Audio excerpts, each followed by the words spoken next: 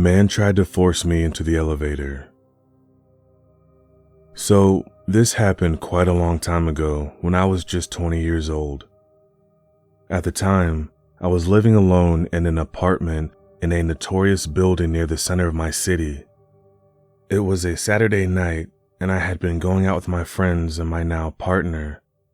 Because it was past 4 a.m. already, he and his friend drove me and my close friend back to my building. She lived near me, so she only had to walk about 1 minute home, but it was difficult to get to by car. We said our goodbyes, and my friend started walking towards her place while his friend stayed in the car. We made out for a few minutes until some guy started hollering from one of the balconies of my building. I felt a bit embarrassed by having it public like that, so for me, that was the cue to say goodbye and go inside. I walked to the entrance, and as I entered the building, a guy walked down the stairs. I didn't think much of it, so I just pressed a button for the elevator simply because I didn't feel like taking the stairs to the 6th floor. The man, maybe a few years older than me, asked if I had a cigarette. I told him no, sorry, to keep it short and simple. He just nodded, kept staring at me, and stood next to me waiting on the elevator. I felt creeped out by this, but decided to still wait for the elevator and just get home as fast as possible. At this point, I naively thought maybe he would just leave once the elevator arrived. However, he didn't. Once the elevator doors opened, he stepped in and just waited for me. I got inside the elevator and noticed he didn't press any button. I got a weird gut feeling, so I excused myself and told him I needed to call my friend. He grabbed my arm and tried to pull me back inside the elevator, saying, No, come here." I told him louder, "Let go. I really need to make this call," and I pulled my arm hard to free myself. I ran outside, but I didn't know where to go. I was afraid to go back inside, but it was so late, I didn't feel safe outside either.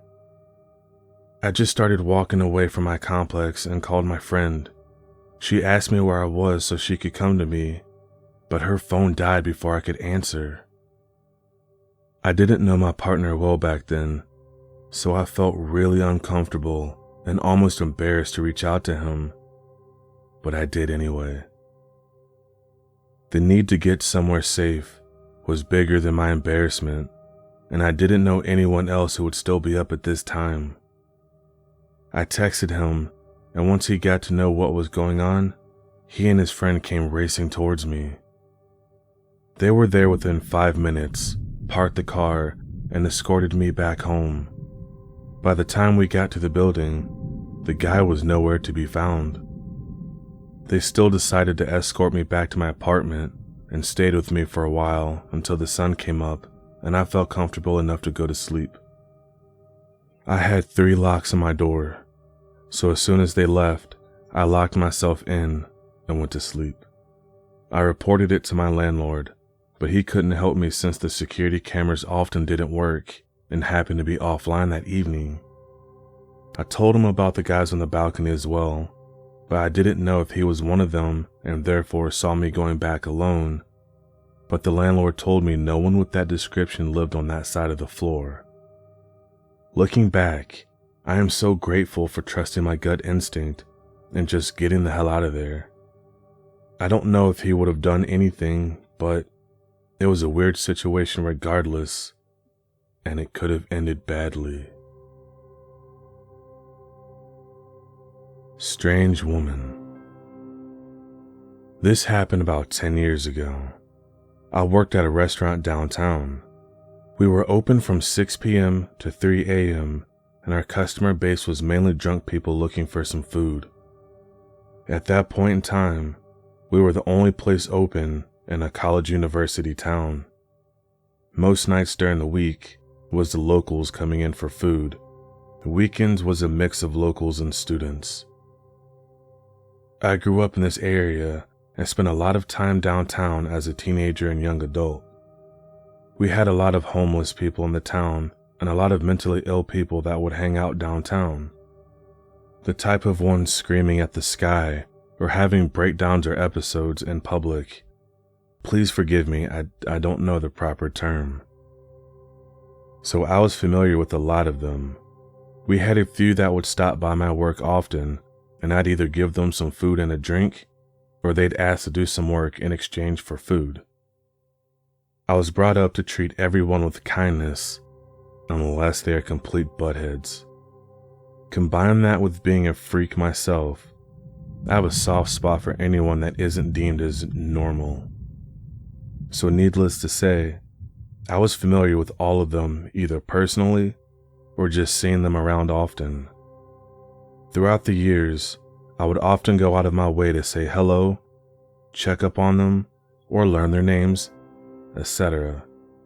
Just show them someone cares, and just seeing them smile and talk for a bit. It made them feel good, and it made me happy to know a simple kind gesture can brighten someone's day. Anyways, weekend customers would come in waves. It was usually dead until around 9, then the first batch would come in, usually ones that went hard too early at the bars or shop owners closing for the night and grabbing some late night dinner. It would usually start to pick up around midnight to 2:30 a.m. The bars closed at 2, and we closed at 3 or a little bit after. One night, this woman comes in. We had a few groups of people standing around waiting for their orders. No seating at this fancy place. I was beside the cash register, and I was putting sauces in those small cup things. I heard the door and instantly had this weird feeling of dread or something. I don't know how to explain it.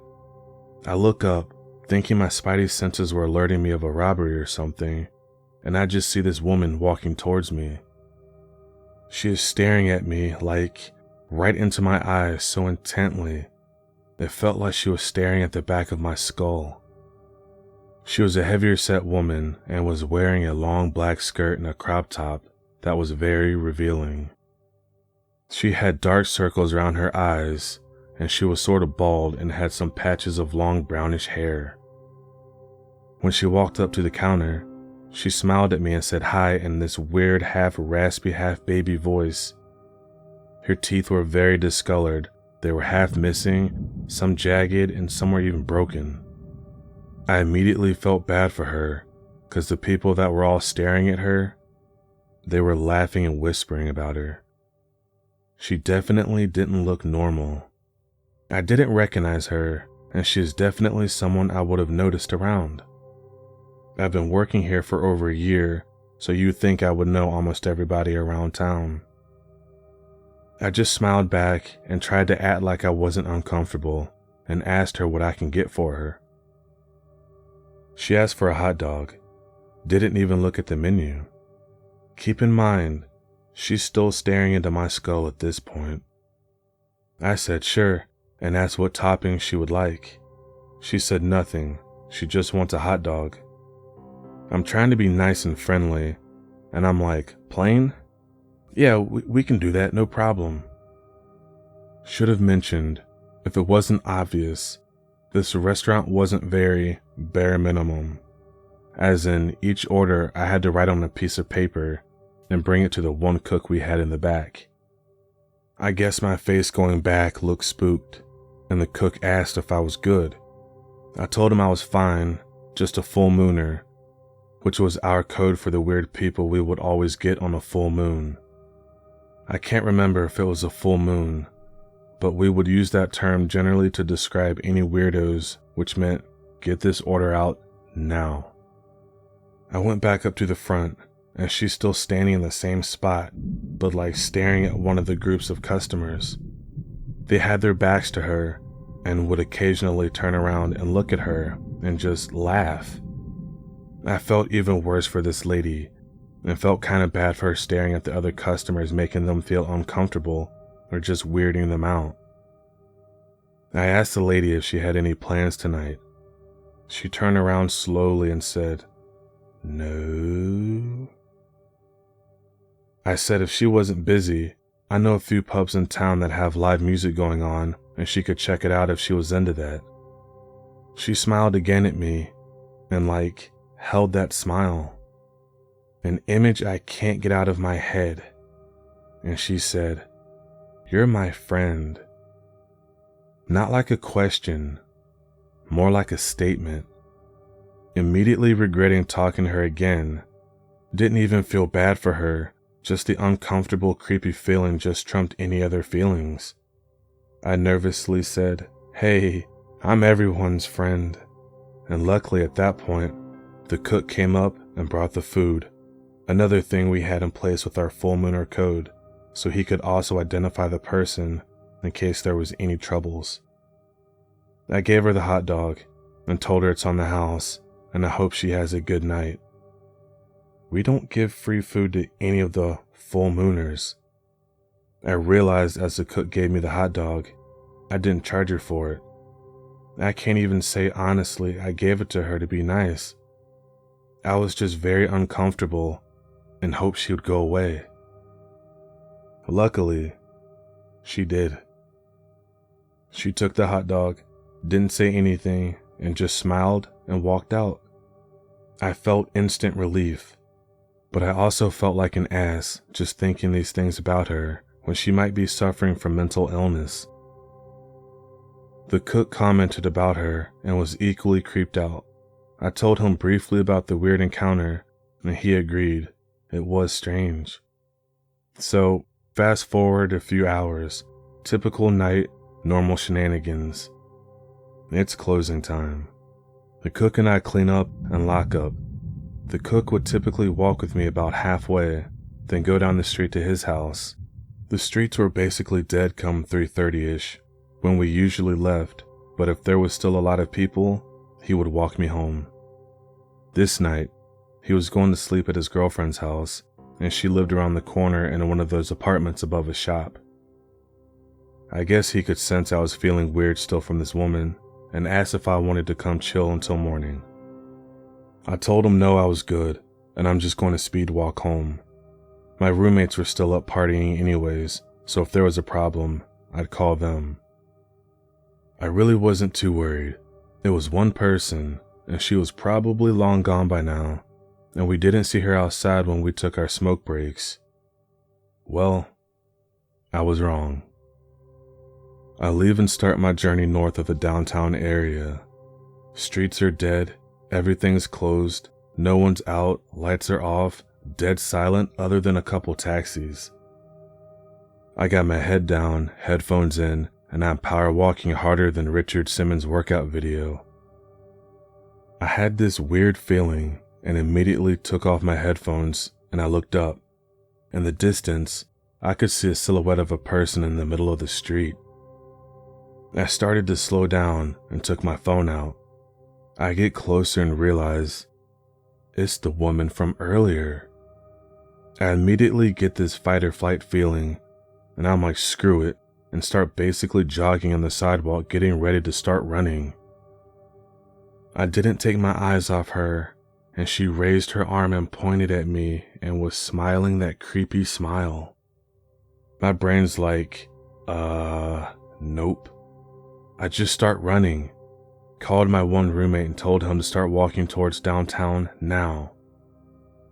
I ran about 2 blocks before I saw him and started walking and dying inside because I don't reach Mach 3 turbo speed since I was a small girl before I discovered the joys of cigarettes. I finally look back and I can't see her. She's out of my view. I fill my roommate in on what just happened. We grew up together hanging out downtown, and from my description of her, he said that he's never seen her around. Next day at work, I was thinking, knowing my luck, she's going to come in again. She didn't. My other roommate was bar hopping that night and waited around for me so we could walk home together. Didn't run into her and never saw this woman again. I described her to this old hippie dude who would frequent downtown and would play guitar outside of our restaurant. He also said he's never seen a woman like that. Very close, but not like that. So, fast forward 10 years, and I'm living in a different country. Can't get this woman out of my head. I've told a few people throughout the years. Most just agree she's probably suffering from mental illness. Others have said she's a witch and bamboozled me for some free food. And one person asked if I was on acid. And for the record, I was not. This happened years ago when I was around 19 or 20 and worked retail part-time at the mall. I was the closing shift that night and left around 10:30 p.m. to head home. I often took the inside streets versus the freeway, which included a small stretch of back road that was usually pretty empty, especially during that time of night. This particular night, I noticed a car about 10 minutes into my 30-minute drive, and it was going the same way as me, but I didn't think much of it. As we were approaching the stretch of back road that's usually deserted at that time, the driver behind me starts flashing their high beams and slowing down and speeding up, all while tailgating me. I remember feeling panic that they might hit my car. Eventually, the car pulls up beside me, and I now can see a middle-aged man who is pointing towards the back of my car and then motioning me for me to roll down my window. I roll down my window about halfway, and he says something about how my tire looks like it's flattening and I'm going to damage the rim if I don't pull over soon. I tell him I don't know how to change a tire, but I'm not too far from home, so I should be fine. But he's pretty insistent about how it will only take a few minutes and he is happy to help. I know something is off because my car seems to be driving fine. I politely say I'm fine, but thanks anyway, and roll up my window. He drives next to me for what feels like forever, but it couldn't have been more than another minute or so. At this point, something feels so off that I'm afraid to even physically look in his direction. I focus on the road the best I can, and eventually he slows down and moves behind me again. After a few minutes, we reach a more populated, well-lit part of town, and I see him make a U-turn. I get home and take a look at my tire, and it's perfectly fine. I have no idea if he followed me from the mall or what that man's intentions were, but I think it's safe to say that they weren't anything good. I even had my dad check all my tires the next morning, and the tire pressure on them was good. It was in the normal range. I still think of this night from time to time, and it makes me nauseous to think about how different things might be today if I decided to pull over that night. Never answering my door again. This happened a few weeks ago. However, it scared the crap out of me, and I've learned something new about my home. I was off work and inside for the day. There were several knocks, and the person kept ringing the doorbell, so I eventually answered, although I wasn't expecting anyone, and I live out in the middle of nowhere, Kentucky, with only one neighbor nearby. A man in his mid-30s, seemingly having Down syndrome, had parked at the very edge of the driveway on the road, which kinda alerted me. He asked me questions about knowing anyone who used to live here, and I kept it short and said, no. He asked me if I was in high school, and how old I am, and if I was home alone. My fiancée has 2 cars, so thankfully it looked like I was not alone, and told him no and no. He seemed scared and ran off to his car, and then he sped off. Afterwards, I went over to my neighbors and inquired about the previous owners and the man. They told me that there was an elderly couple with a son that had a disability. The couple had hung themselves in that house. So, double mind blown at this point, and I'm too scared to ever answer my front door again. Trucker at a rest stop. A few days ago, my girlfriend and I were on the home stretch of a big road trip with our dog. As it had been a while since we last stopped, we pulled into a rest stop off the freeway just to stretch the legs and let the dog go to the bathroom. When we pulled into the rest stop, there were no cars and 3 big semi-trucks parked in a line. Immediately, my girlfriend got out to go into the restroom. I leashed up the dog and stood next to the car, and as she was walking towards the entry door, I thought I heard someone yell behind me. To my surprise, it was a trucker in the driver's seat of his truck with the window rolled down trying to get my attention. Now, I'm generally pretty friendly towards anybody, whether they seem shady or not. I'm always willing to give a helping hand. Behind me in the truck was an older gentleman, large with gray hair and sunglasses. His truck was so loud, I couldn't hear what he was saying, so I yelled back, "What?" The trucker yelled something inaudible 3 more times as I asked him, "What?" while shaking my head and holding up my hands to inform him I couldn't hear him.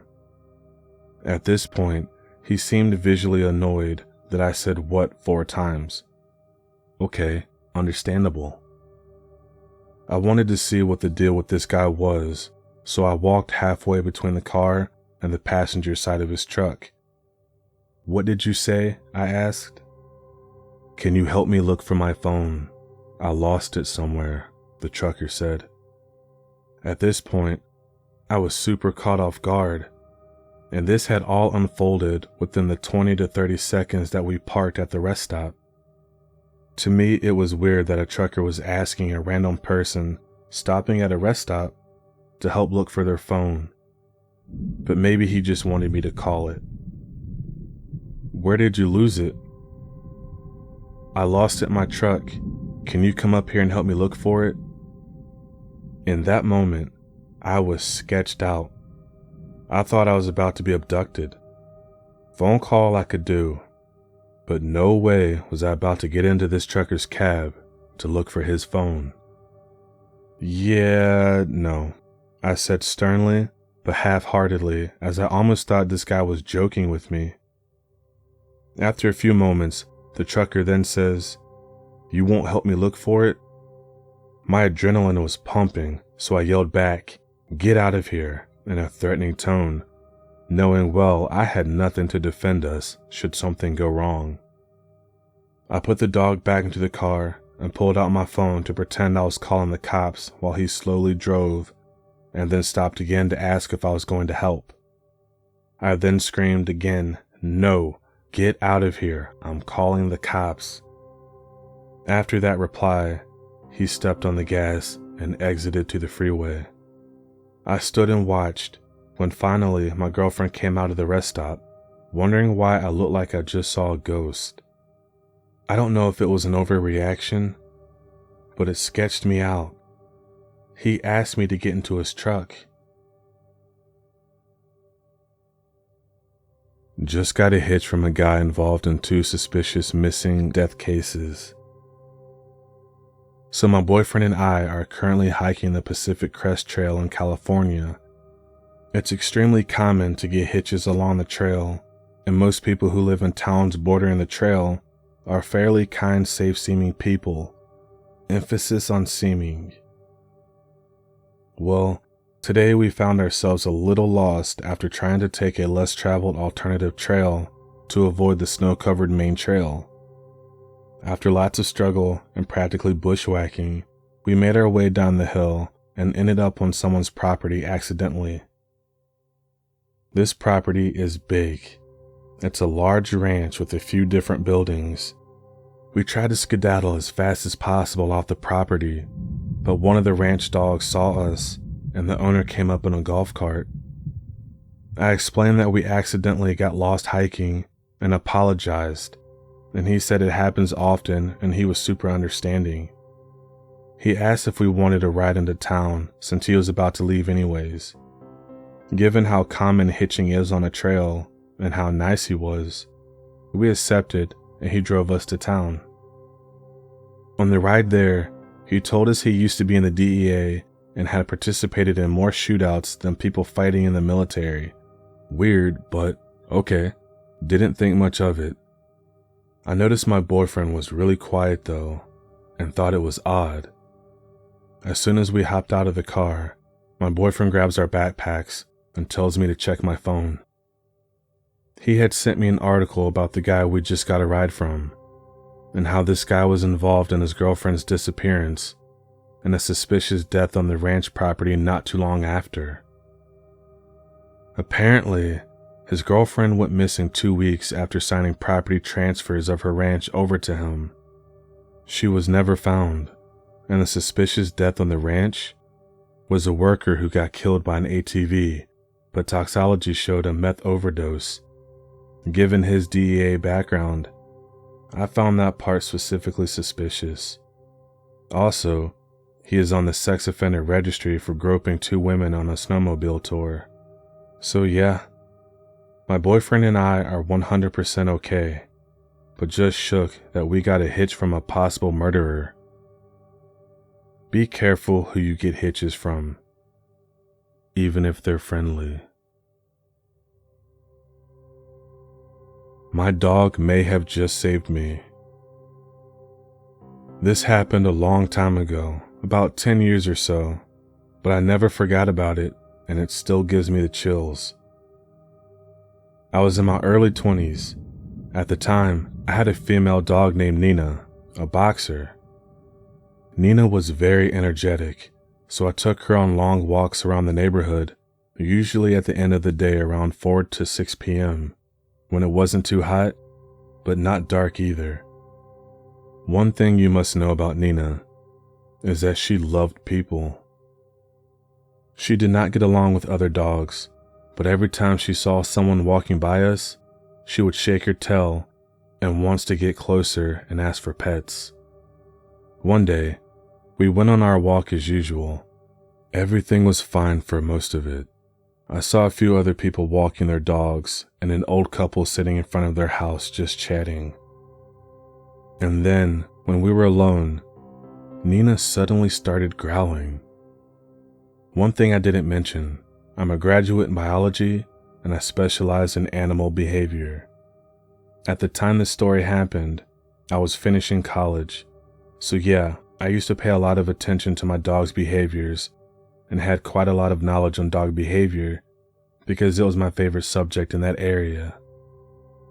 Dogs can see movement much better than we can, so things like an eyebrow raise or a little tension on the shoulders, they can easily pick up. So of course, a dog growling doesn't sound that weird. Nina did growl to other dogs and cats when she saw them, but this was different. It was a very low and all the fur on her back was standing straight up. Her entire behavior was of alarm. And then I noticed she was looking back while growling. So I looked behind me. In the distance, like a block away, I saw a man. This made me even more alert because Nina never growled to anyone in the street before. She never stopped walking by my side or tried to pull away, but she kept this low growl and kept looking at this man. I started to freak out and I turned the next block. She stopped for a second, but when we reached the next corner, she started growling again. And he was there again. He didn't try to talk, he didn't try to call me, and his expression was serious, kinda emotionless. I kept walking in random patterns, and he was always there. That man was definitely following me. At some point, our distance started to shrink, and Nina's growling was getting stronger. So when I turned the next corner, I just started running while he couldn't see me. I ran down about 4 blocks in the direction of an area I knew had more traffic and people around. I stopped to get my breath and looked behind me. He was far away in the corner where I had started running. He was just there, standing and looking at me. Nina was looking at him, still with her alarmed posture. After a minute, he turned around and went away in the same direction, and at that moment, Nina finally relaxed. I kept paying attention to Nina's behavior the entire way back to my house, but she was just her normal happy self. I told this story to my parents and a few neighbors, and no one seemed to know of any man that looked like him. I never saw that man again, and Nina never behaved like that again either, so I'll never know who he was or why he was following me, but I definitely do not regret trusting Nina's instincts. So people, please pay attention to your pet's behaviors as much as you can. It's not about a supernatural sixth sense. They can actually feel, see, and hear things better than we can, and there's no behavior that happens for no reason. There is always a reason. Stay safe, everyone.